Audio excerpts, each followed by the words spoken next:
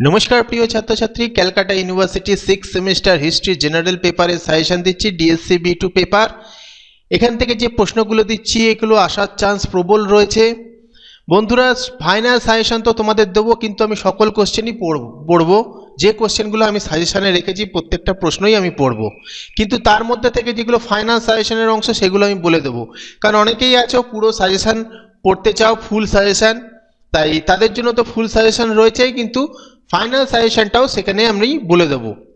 তো প্রথমে মান 20 জন্য আমরা যে প্রশ্নগুলো দেব, ও আরেকটা ব্যাপার বলে দিচ্ছি যে এই যে প্রশ্নগুলো দেওয়া হচ্ছে সে ফাইনাল সাজেশনের অংশ হোক বা না হোক, কমপ্লিট সাজেশনের নোটস তোমাদের দিয়ে দেওয়া হচ্ছে। লিঙ্ক ডিসক্রিপশনে রয়েছে, পিডিএফ লিঙ্ক, পিডিএফ পাসওয়ার্ড ভিডিওর মাঝে বলে দেওয়া হবে বা দেখিয়ে দেওয়া হবে।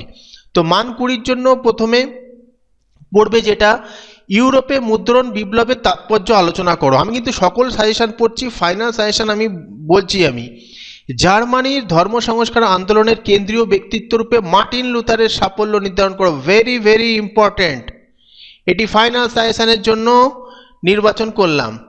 মানবতাবাদী আন্দোলনের বৈশিষ্ট্যগুলি আলোচনা করো। এমনিতে তো যে কোশ্চেনগুলো বলছি প্রতিটা প্রশ্নই গুরুত্বপূর্ণ, সে নিয়ে কোনো সংশয় নেই। প্রতিটা প্রশ্ন পড়তে পারলে সবচেয়ে ভালো, যেহেতু এটা ক্যালকাটা ইউনিভার্সিটি, একটু টাফ হয় কোশ্চেন। তো মানবতাবাদী আন্দোলনের বৈশিষ্ট্যগুলি আলোচনা করো। 16 শতকে ইউরোপের বাণিজ্য কার্যকলাপ ভূমধ্য সাগর থেকে আটলান্টিক মহাসাগরে যাওয়ার কারণ কি ছিল? ভেরি ভেরি ইম্পর্টেন্ট, এটা ফাইনাল সাজেশনের অংশ। ইংল্যান্ডের শিল্প বিপ্লব কেন সর্বপ্রথম হয়েছিল? ভেরি ভেরি ইম্পর্টেন্ট, ফাইনাল সাজেশনের অংশ। ইউরোপে সামন্ততন্ত্র থেকে ধনতন্ত্রে উত্তরণ প্রসঙ্গে যুগ সন্ধিক্ষণের বিতর্ক আলোচনা করো। অথবা এই প্রশ্নটাই এভাবেও আসতে পারে, পশ্চিম ইউরোপের সামন্ততন্ত্রের পতনের জন্য অভ্যন্তরীণ স্ববিরোধ কতটা দায়ী ছিল। তো এই প্রশ্নটা, এই দুটো প্রশ্নই কিন্তু তোমাদের পড়তে হবে, মানে এইটা খুবই গুরুত্বপূর্ণ এবারে আসার জন্য। ফাইনাল সাজেশনের অংশ এটাকেও রাখলাম। কেন ইতালিতে সাধারণভাবে এবং ফ্লোরেন্সে বিশেষভাবে নবজাগরণ শুরু হয়েছিল? গুরুত্বপূর্ণ ফাইনাল সাজেশনে। ইউরোপীয় সমাজের ওপর শিল্প বিপ্লবের প্রভাব আলোচনা করো, অথবা ইউরোপের সমাজ ও রাজনীতিতে শিল্প বিপ্লবের প্রভাব আলোচনা করো। ভেরি ভেরি ইম্পর্টেন্ট, ফাইনাল সাজেশনের অংশ। বিজ্ঞান বিপ্লব বলতে কি বোঝো? ইউরোপের ওপর এর প্রভাব আলোচনা করো, ফাইনাল সাজেশন। 19 শতকের দ্বিতীয়ার্ধে সামাজিক কারণ ছিল এবং সমাজতান্ত্রিক আন্দোলনের প্রধান প্রবণতা কী ছিল? এগুলো ফাইনাল সাজেশন।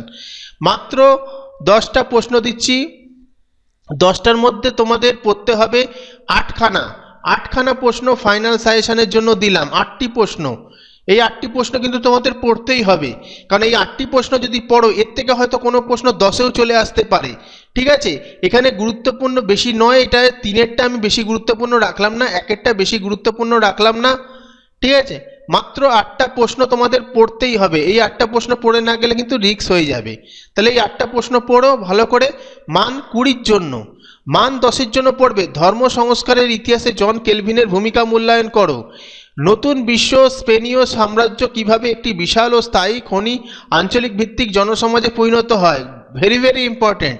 16 শতকীয় ইউরোপে অর্থনীতির ওপর মূল্য বিপ্লবের প্রভাব কী ছিল? ধ্রুপদী সাহিত্য পুনরাবিষ্কার কিভাবে ইউরোপীয় রেনেসাঁকে প্রভাবিত করেছিল? ইউরোপের নবজাগরণে ফ্লোরেন্সের অবদান আলোচনা করো।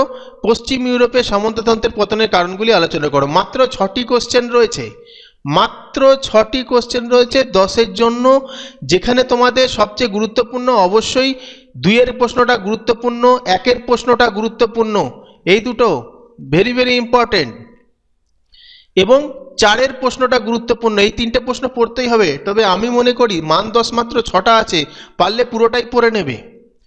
এরপরে হচ্ছে মান 5, পৌর মানবতাবাদ কি?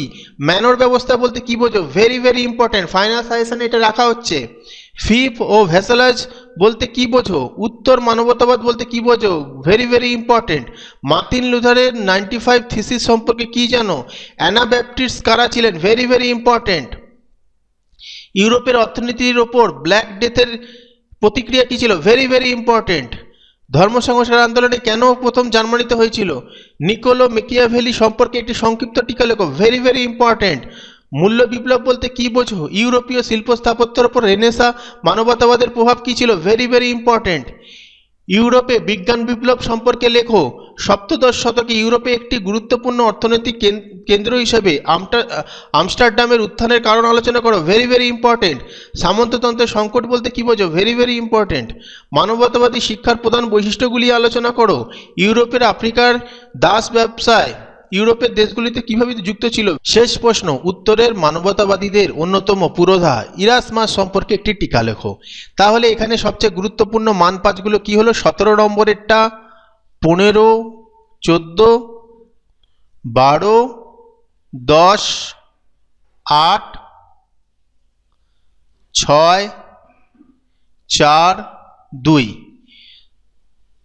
তবে এই প্রশ্নটাও পড়ে রাখতে পারো, তিনেরটা। তো এই হলো তোমাদের ফাইনাল সাজেশন। আর পিডিএফ লিঙ্ক কিন্তু ডেসক্রিপশনে দিয়ে দেওয়া হয়েছে, পিডিএফ পাসওয়ার্ড বলে দেওয়া হয়েছে।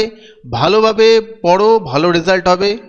চেষ্টা করো সকল কোশ্চেন পড়ার, কিন্তু ফাইনাল সাজেশন যেগুলো দিয়েছি সেগুলো কিন্তু আগে পড়তেই হবে। সেই প্রশ্ন কিন্তু একটাও বাদ দিলে হবে না। যেগুলো ভেরি ভেরি ইম্পর্টেন্ট বলা হয়েছে সেগুলো পড়বে। মান 20-র মাত্র 8টা প্রশ্ন দেওয়া হয়েছে, মান 10-এর মাত্র 6টা কোশ্চেন দেওয়া হয়েছে। এগুলো কিন্তু পড়তেই হবে, এগুলো একটাও বাদ দিলে চলবে না।